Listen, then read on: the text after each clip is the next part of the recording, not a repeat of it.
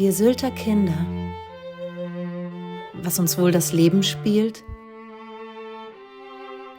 und wie wir es spielen werden. Wir wollen Menschen treffen, die schon vor uns, lange vor uns, ihre Spuren im Sand hinterließen. Zusammen lernen und den Blick nach vorne richten.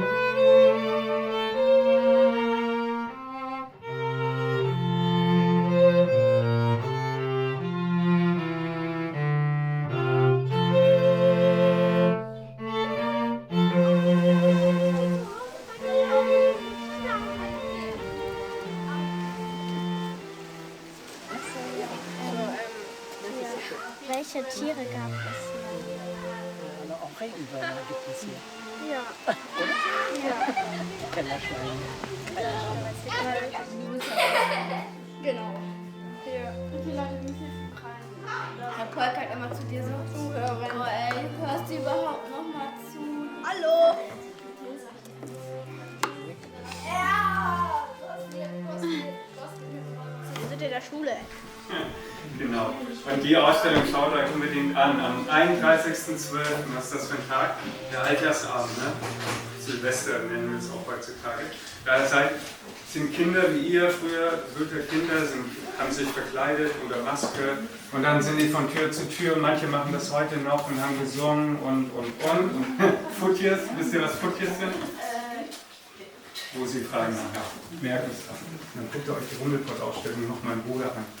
Und vielleicht haben eure Eltern ja selber das mal gemacht. Oder eure Großeltern. Also insgesamt haben wir 6 Filme, das wird jetzt der 7. angucken. Die sind toll.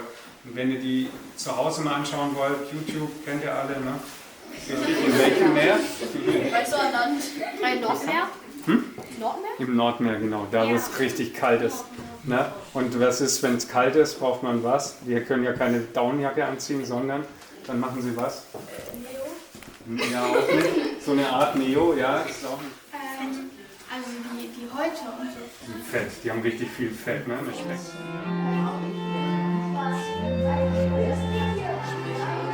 Kerzen für sich, dass man Licht anmachen kann. Ganz viele Äpfel im Garten. Und dann Apfelsaft, Apfelsaft, Apfelsaft.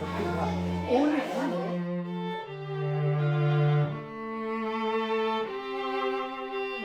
Ich bin geboren hier und zwar in dem Haus Jörg Müller. Kennt ihr das?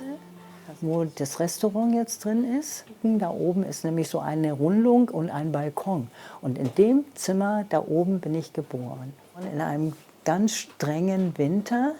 Und zwar, wir haben so viel Winter gehabt, dass meine Mutter, die hat mich geboren zu Hause im Haus. Und dann hat sie eine Helferin gehabt. Und die hatte damals schon falsche Zähne im Mund. Aber die hat dann die Zähne abends, wenn sie gegessen hatte, ins Wasserglas getan. Und da sind diese Zähne eingefroren.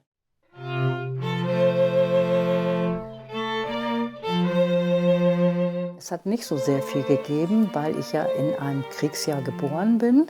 Und kurz danach ist erst Kriegsende gewesen. Und da haben wir dann ganz viel selbst im Garten gehabt, sodass man davon Gemüse nehmen konnte. Man hat auch immer ein Schwein geschlachtet und hat auch Hühner gehabt. Wisst ihr ja, das Huhn, wenn das keine Eier mehr legt, dann kommt es in den Suppentopf. Oder kennt ihr sowas überhaupt? Ja. Ja? Meine Mutter hat oftmals auch Sachen genäht oder auch gestrickt und hat das dann anderen Leuten angeboten und hat dafür dann wieder irgendwelche Sachen bekommen, meinetwegen einen Saft oder wie gesagt, oder jemand hat ein Brot gebacken, weil er Korn hatte und hat dann das Brot meiner Mutter gegeben und meine Mutter hat dann vielleicht für das Kind eine Strickjacke hergegeben oder so. Also es war so ein Tauschgeschäft. Wir hatten Freunde, aber das war anders. Ihr seid bestimmt über Handy vernetzt und sprecht euch ab. Und wir mussten erst sagen, wir machen Hausaufgaben und um 13 Uhr oder 14 Uhr oder wann auch immer treffen wir uns. Und dann haben wir einen Platz ausgemacht. Wir konnten Schlittschuh laufen, wir konnten rodeln, das konnten wir alles. Wissen Sie ein bisschen über Rummel, Rummel, Rutsch hier? bisschen um Rummelpott laufen, ja. Das ist ja schon Silvester immer gewesen. Und man ist dann unterwegs gewesen von einem Haus zum anderen, Kinder verkleidet. Und ich weiß aber, dass wir so ein Geräusch gemacht haben. Und zwar vom geschlachteten Schwein hat man, wenn man das Schwein geschlachtet hat, hat man so die Blase aufgepustet wie ein Luftballon und da ist ein Stock da durchgekommen und da hat man mit dem Stock immer so hin und her gerasselt und geruschelt und das ist dann ja, das ist so der Ton gewesen, dass man gehört hat, jetzt kommen die Rummelpottläufer. Ja. Wo sind deine Lieblingsorte auf Sylt? Meine Lieblingsorte auf Sylt. Erstens mein Garten. Ich kann mich selbst versorgen mit Obst. Und wenn du Lust hast, darfst du mich gerne auch besuchen in Westerland.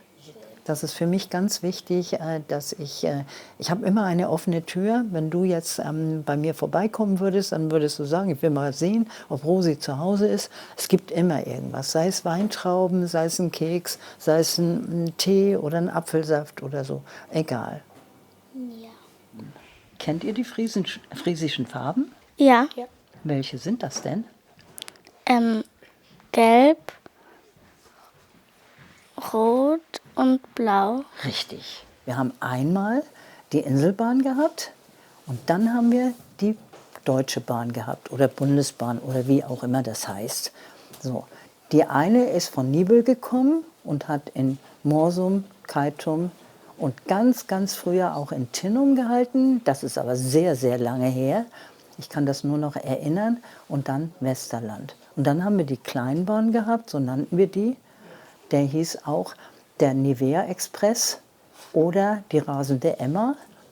Und die führte 2 Strecken, einmal von Westerland nach Hörnum und einmal von List nach Westerland oder umgekehrt. Können Sie alle Leuchttürme, die es hier auf der Insel gibt, aufzählen? Ja, ich kann die alle aufzählen. In List sind 2, in Wenningstedt ist einer. Dann ist noch ein Quermarkenfeuer, so heißt das. Das ist der kleine, der da am Strand oder an den Dünen in Kampen steht. Dann haben wir noch den in Hörnum.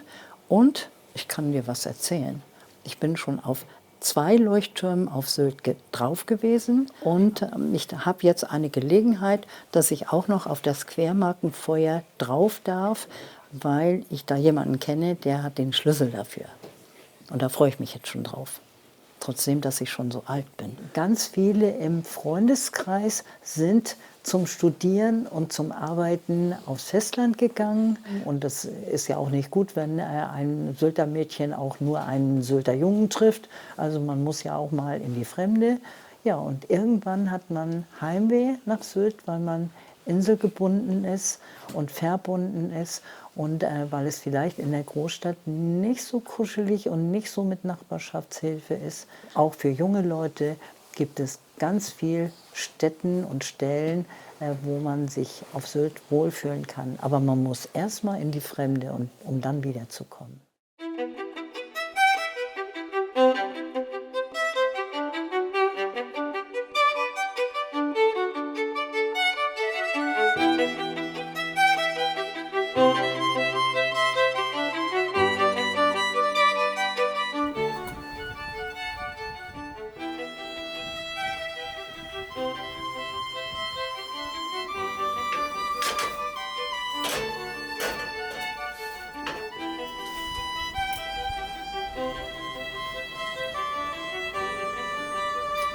Ich bin geerdet durch meine Hände Arbeit und bin dadurch näher bei Gott und fühle mich wohl und geborgen, wenn ich dann irgendetwas ernten kann und das dann manchmal auch verschenken kann und so.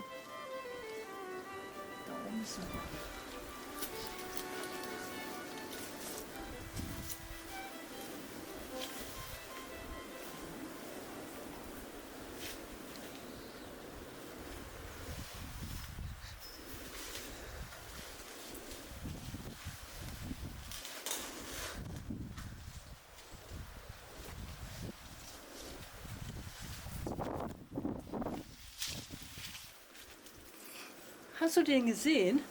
Ich habe den gefunden. Der letzte.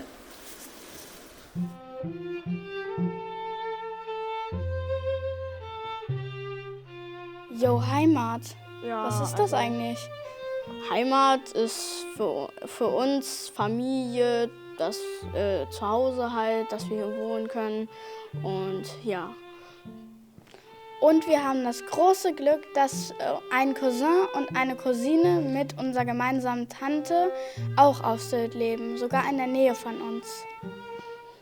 Ja, und das Meer ist auch schön, weil in der Großstadt gibt es ja kein Meer, da gibt es nur Bäder oder so. Und ja, hier haben wir halt das Meer und können hier surfen oder segeln. Heimat bedeutet für mich Freunde, Familie und Sicherheit. Heimat bedeutet für mich Geborgenheit, Familie, Freude und auch Stress. Heimat für mich ist Essen, Familie, Freunde und Sicherheit. Heimat bedeutet für mich, dass hier Frieden ist und ich auf Sylt bin, ich habe Spaß mit meinen Freunden und ja. Heimat bedeutet für mich mit der Familie Spaß haben.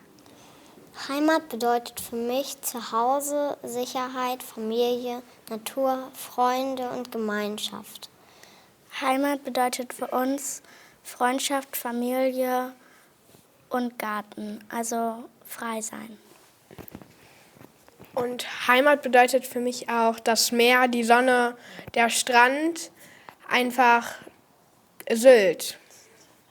Heimat bedeutet für uns Sicherheit, Familie, Freunde und Gemeinschaft.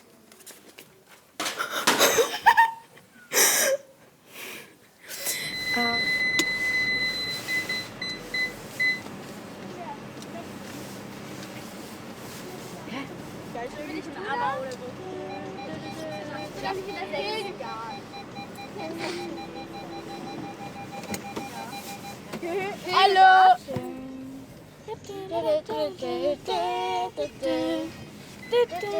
Kamera, Alter.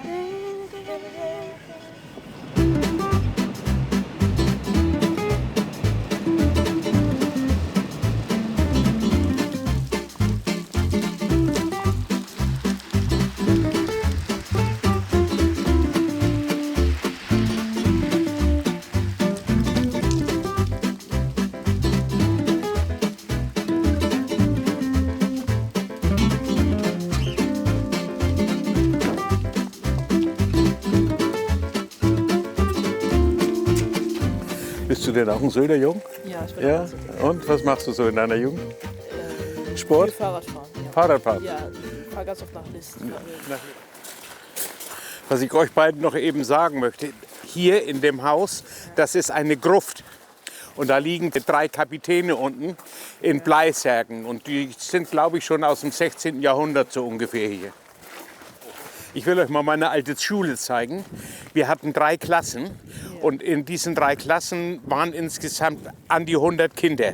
Aber wir haben nur 3 Lehrer gehabt. Und alle 3 Lehrer haben tatsächlich alle Fächer unterrichtet. Die Lehrer waren fit, das muss ich wirklich sagen. Wenn man dann nicht immer seine Schulaufgaben gemacht hat, dann gab es damals auch noch was mit dem Stock. Und wir mussten dann auch mal nachsitzen. Wenn wir unsere Schulaufgaben nicht voll gemacht haben, dann mussten wir mal eine halbe Stunde nachsitzen. Da gab es kein Wenn und Aber.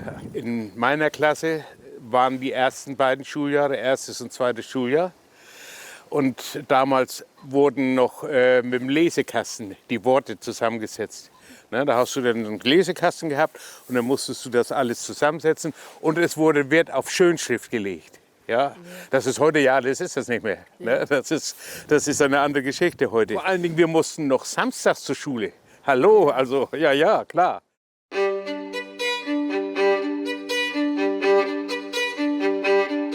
Zu dieser Kirche stehe ich also absolut, weil ich als Kind hier getauft wurde und ich bin hier im Kirchenjugendkreis gewesen und meine Konfirmation gemacht und ich bin hier auch mit meiner Frau getraut worden in der Kirche.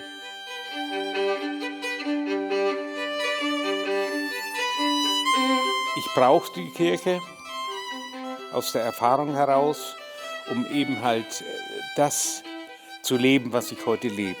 Für andere Menschen da sein, geben können, abgeben können.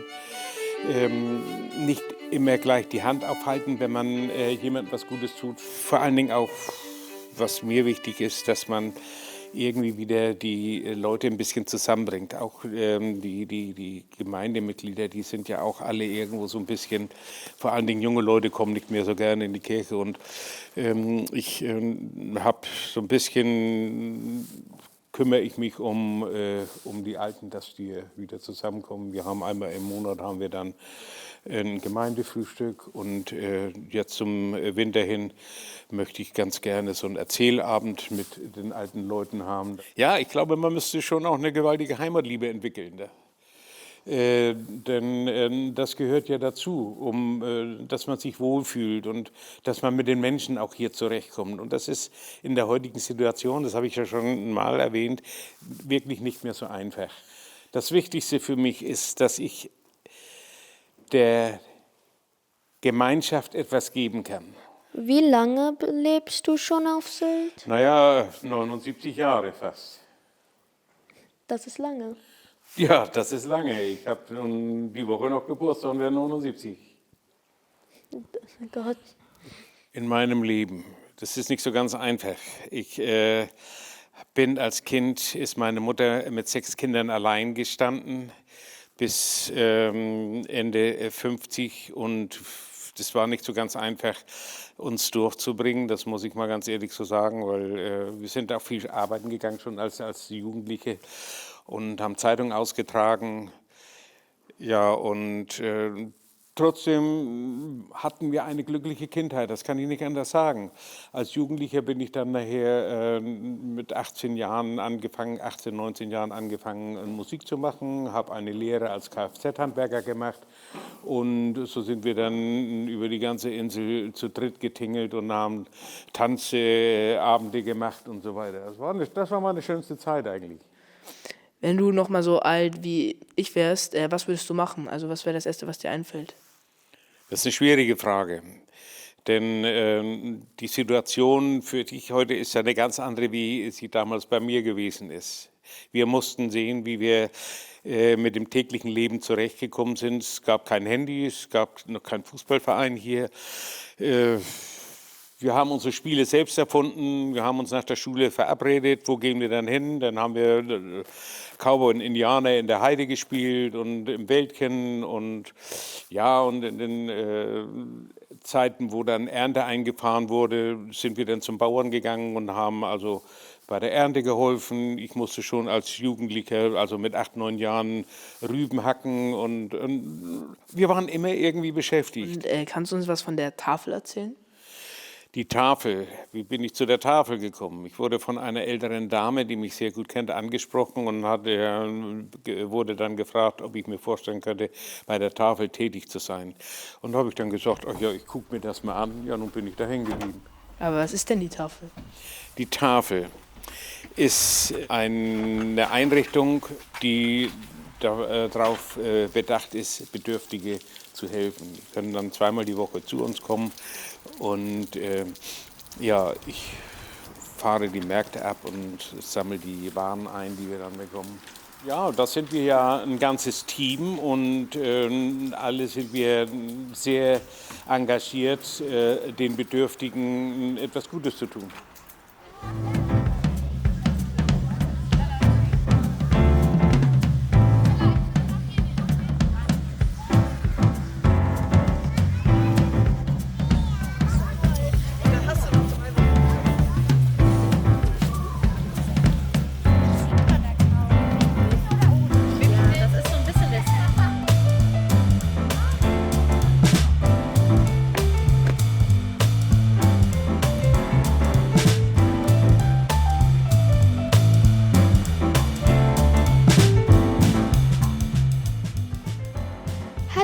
Wir freuen uns, dass du heute mit uns beim Interview bist. Würdest du dich einmal vorstellen?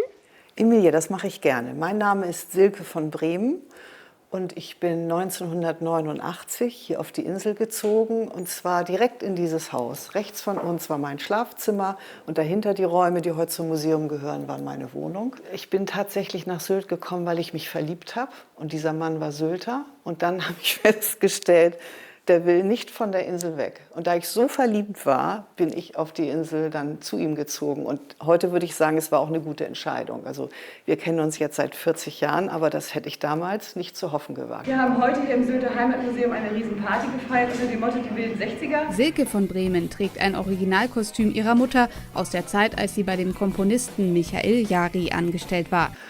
Ja, und jetzt lebe ich schon so lange hier und mache auf Sylt Gästeführung und ich schreibe Bücher. Und heute bin ich von euch eingeladen worden, worüber ich mich wirklich sehr freue. Macht der Beruf Ihnen denn Spaß? Total. Also, wenn ihr irgendwann auf der Suche nach einem Beruf seid, also wenn ihr einen Beruf findet, der gleichzeitig euer Hobby ist, dann ist das ein ganz, ganz großes Glück. Und das ist bei mir eigentlich passiert. Ganz schön ist das.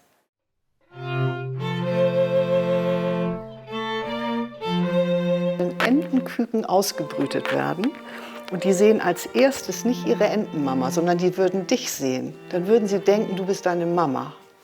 Und dann sind sie für immer mit dir verbunden.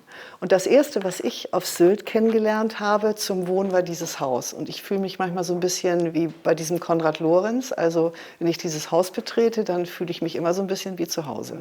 Und wir brauchten unter anderem auch eine Wohnung. Und dann gab es eine Anzeige von der Söring-Verening, dass hier die Stelle im Museum frei wird. Es war ein Betreuer-Ehepaar, wurde gesucht. Und dann haben wir gesagt, das können wir doch mal versuchen. Und dann bin ich hier in dieses Haus gezogen und ich habe hier vorne an der Kasse gesessen und habe Tickets verkauft. Dann habe ich verstanden, dass ich ganz wenig von der Sylter Geschichte weiß. Habt ihr beiden Geschichtsunterricht schon in der Schule? Ich schon. Du schon?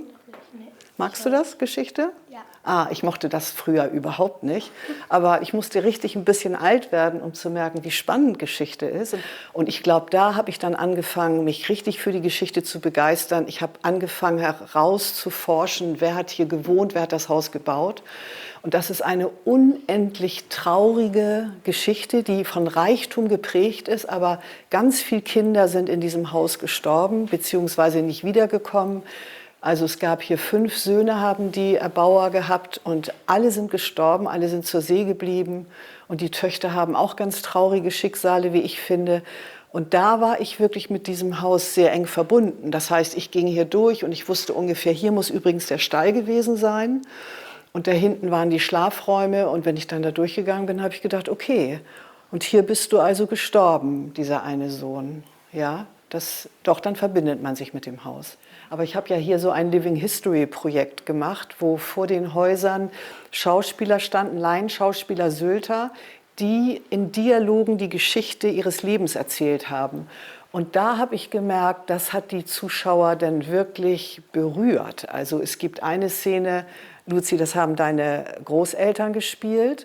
Das ist ein Ehepaar gewesen, die 5 Kinder an einer Krankheit verloren haben, das ist Diphtherie. Bei Diphtherie kriegt man keine Luft mehr, das ist ganz, ganz schrecklich.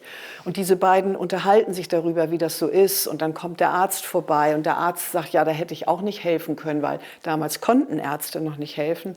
Und dann haben die Gäste mit einem Mal verstanden, was das bedeutet, in so einer Zeit zu leben, wo es wirklich außer dem lieben Gott und dem Aberglauben gar keine andere Möglichkeit gab, Hilfe einzufordern. Ja.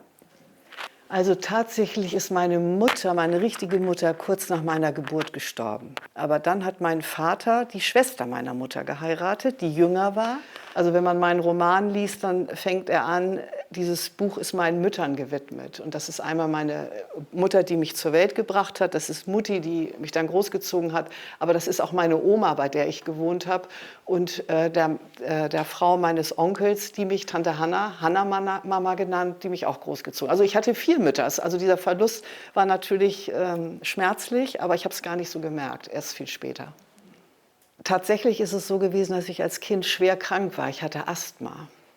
Und das war, also es ist eine Belastung, wenn du als Kind immer Atemnot hast. Und ich glaube, wenn ich auf Sylt groß geworden wäre, dann hätte ich eine leichtere Kindheit gehabt, weil ich vermutlich also vermutlich weniger Allergie und Asthma gehabt hätte.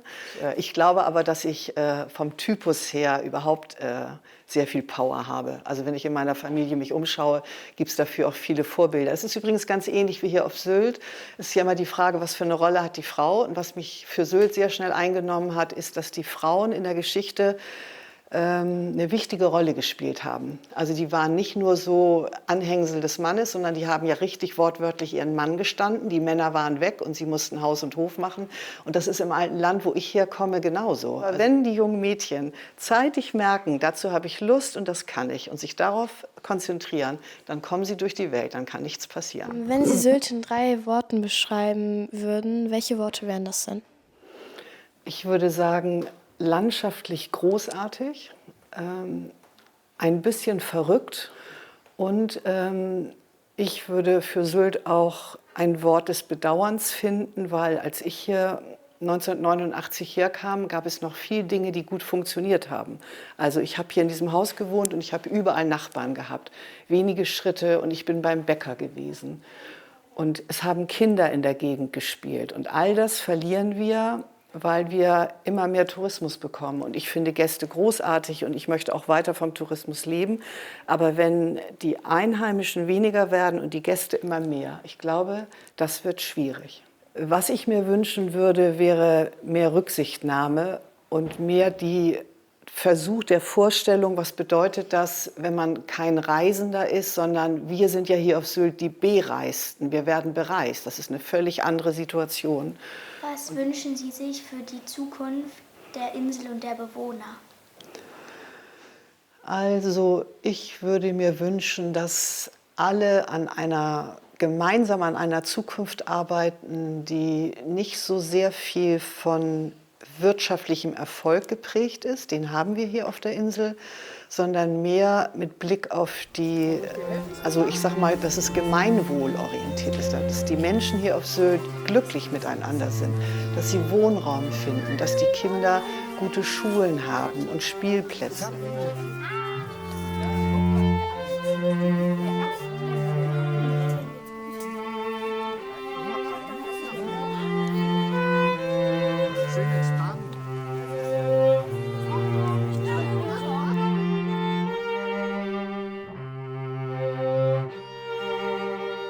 Mein schönstes Erlebnis war, als ich mit meiner Familie am Dorfteich war und es war Winter und alles war zugefroren, also der ganze Teich war zugefroren, nur hinten war ein bisschen noch dünn, aber da war dann so ein Stock, damit wir nicht weiter reingehen. Und dann sind wir da so am Rand, ein bisschen Schlittschuh gefahren und dann liefen da auch Enten vorbei und das war einfach mein schönstes Erlebnis. Mein schönstes Erlebnis war, als ich das erste Mal draußen auf dem Pferd saß. Also mein schönstes Erlebnis auf Sylt war beim Segeln. Also wir sind, ich und meine Schwester sind halt morgens früh aufgestanden und haben uns halt angezogen. Da haben wir die Neos angezogen und sind halt an den Strand gegangen. Und dann haben wir erstmal die Boote aufgebaut. Und ja, dann sind wir halt mit den Booten ins Wasser gefahren. Und es war perfektes Wetter. Also wir sind ein gutes Team. Mein schönstes Erlebnis auf Sylt war, glaube ich, als ich aufgewacht bin und wir sind nach List an den Ellenbogen gefahren. Dort war wunderschönes Wetter und ich hatte schon ein paar Kitestunden und ich durfte noch eine haben und wir waren ungefähr 2 Stunden auf dem Wasser und am Ende durfte ich sogar 3 Sekunden auf dem Brett stehen. Mehr habe ich leider nicht geschafft. Mein schönster Moment auf Sylt ist, wenn wir zu Hause Weihnachten feiern und draußen mit meinen Freunden zu spielen. Der schönste Moment in meinem Leben ist Weihnachten. Wir essen immer Kürbissuppe und Crème Brûlée, das ist ein Nachtisch. Und wir essen auch sehr leckere Kartoffelklöße mit einer Fleischsoße. Danach gehen wir mit unserem Hund spazieren und dann, wenn wir wieder da sind, liegen die Geschenke unterm Baum. Mein schönstes Erlebnis auf Sylt war, als ich neu in die 4. Klasse gekommen bin, hier in die Schule, weil ich hierher gezogen bin. Und dann bin ich ein paar Monate später gleich in einen Segelkurs gegangen.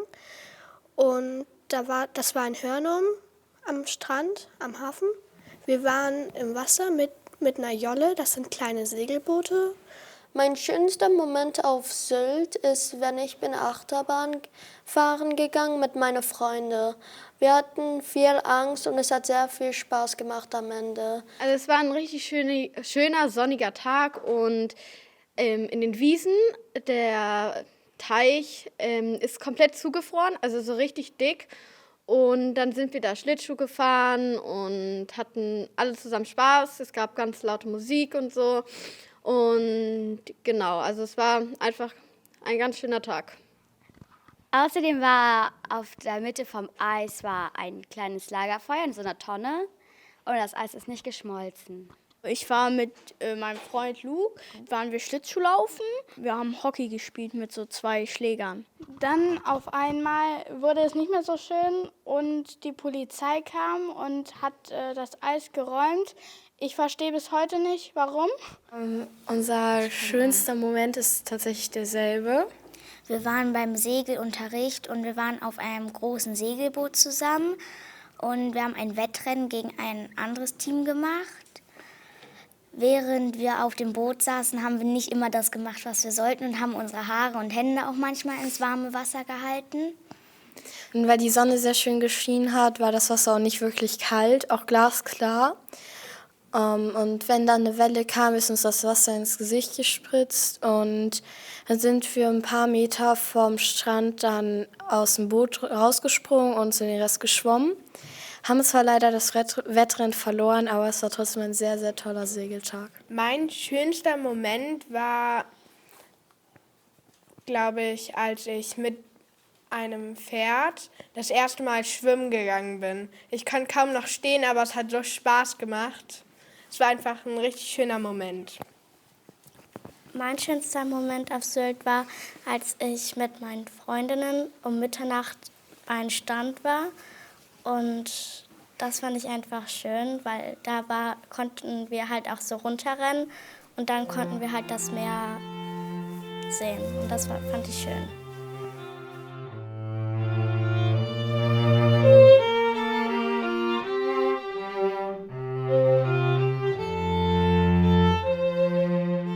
Wir haben das große Glück, dass wir nicht weit vom Wasser weg wohnen, sodass wir alle sagten, morgens gehen wir, wenn wir so um 6, halb 7 aufwachen, halb 7, gehen wir alle zusammen an den Strand. Und dann haben wir unsere Klamotten abgelegt und sind zum Schwimmen gegangen. Und dann, wenn du dann rauskommst und das Wasser perlt an dir ab und du bist warm, trotz des kalten Wassers, dann bist du wie neugeboren.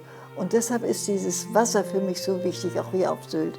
Wenn das rein bleibt, das wäre ein ganz großer Wunsch. Es wäre aber auch sehr wichtig für alle, nicht nur für mich.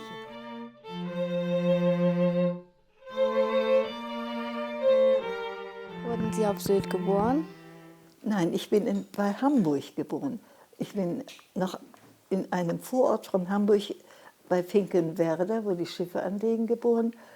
Da war Hamburg noch Preußen. Also wir haben gehört, dass du schon im Zweiten Weltkrieg gelebt hast und wir wollten gern wissen, wie es damals für dich war. Ach ja. Wir hatten das große Glück, dass unsere Mutter zu Hause bleiben konnte bei den Kindern. Viele Väter waren ja im Krieg und eingezogen, sodass wir nie alleine waren. Und wenn wir mal in die Schule mussten und es kam Bombenalarm, dann hatten unsere Mutter uns beigebracht, ihr geht immer denselben Weg. Dann wissen wir nämlich, wie ihr nach Hause geht. Und dann können wir euch da abholen. Und ihr versteckt euch nicht in den Ruinen, denn die können stürzen. Das sind so das, was ich mein Leben lang berücksichtigt habe. Dass ich immer den Weg gehe, den ich auch bis zu Ende gehen möchte. Und das hoffe ich, dass ich das auch getan habe bis jetzt. Hattet ihr regelmäßig Essen? Ja, wir hatten das große Glück, dass wir einen Garten hatten. Und in dem Garten haben wir natürlich Kartoffeln eingepflanzt und Bohnen, haben wir gerne gegessen. Also, und da durfte auch kein Stachelbeeren. Und da sagte mein Großvater, deren, Da wird keine Stachelbeere vorher gemopst. Die haben wir tatsächlich alle am Strauch gelassen und als sie reif waren, haben wir sie zur Marmelade verkauft. Das war ganz wichtig. Wenn der Großvater sagte, nein, Dirn, das fasst du nicht an, dann war das so, dann hätten wir das tun. Die Schulen waren, als ich zur Schule kam, fast alle zerbombt. Es gab also keine heilen Schulen, aber wir hatten Familien, die hatten ein großes Esszimmer und dann haben die Eltern uns eingeladen, wir sollten doch bei ihnen im Esszimmer die Schule machen. Oder andere sagten, ach, kommt ihr doch zu uns in die Gastwirtschaft, da haben wir auch keine Gäste jetzt im Winter. Dann haben wir in der Gastwirtschaft Schule gehabt. Sind das einzig wirklich Schöne, trotz des Krieges, war das zur Schule gehen für mich. Und dann sagte mein Großvater, was willst du denn werden, mein Dirn? Und ich sagte, Lehrerin, aber das kann ich nicht. Doch, sagte, wenn du genug lernst, dann kannst du das. Und dann habe ich mich hingesetzt und habe gut gelernt. Und dann sagte er noch, du musst immer etwas besser sein als die Jungs. Die bilden sich nämlich ein, sie können das alles von alleine. Und da habe ich mich immer bemüht, das ein bisschen besser zu machen als die Jungs. Was ist Ihr Lieblingsort auf Sylt? Ach, das ist eine gute Frage, aber ganz schwer zu beantworten. Es kommt nämlich immer darauf an, in welcher Jahreszeit du Sylt kennenlernst. Also ich würde gerne in Morsum am Cliff noch einige Tage und Stunden verbringen. Auf Sylt lebe ich schon 70 Jahre. Das ist so alt, wie ihr euch das gar nicht richtig vorstellen könnt, nicht? Ja. Und da dachte ich, du musst jetzt unbedingt Söring lernen. Und damit du so ein bisschen riechst, wie das hier eigentlich üblich ist. Ich wollte ja gern in meiner neuen Heimat auch zu Hause sein. Naja, und das habe ich auch geschafft. Also, Söring lernen, du bist heilig. Das ist ein Teil von dem friesischen Lied. Das heißt, unser Sylter Land, du bist uns heilig. Und das finde ich nach wie vor sehr schön. Und das kann auch jeder lernen. Das ist nicht zu schwer. Söring lernen, du bist heilig. Du bist best. Aber ich bin jetzt so gerührt, dass ich jetzt Schluss mache. Man muss auch sagen, Schluss, aus, Ende. Das war's. Kommt rein, kommt ins Kien. Kom jung auf leckert Tieren. Tussel wie Wall, Aural, wie blieb Trussering Lirren. Söring lön, du best hellig. Du blefst ein, du best leck. Den wies de Orlen sen vy wellig. De Söring sprog, aurit ek. Us Tochten holjet fast umslungen, wat us van Licht ab wächt en lef. De se mich sang mein Lied jam susem, hör ik ab so ist det je slöp. Hast rund jak ik dit ewig brusen, is ik bei Moders han jetzt slöp. Ik hör det säger behöllen, der jetzt ist junges Hemmerig. Die Hälfte von seinem Volk von Köln, als Böbles Biede Buskop Heddig.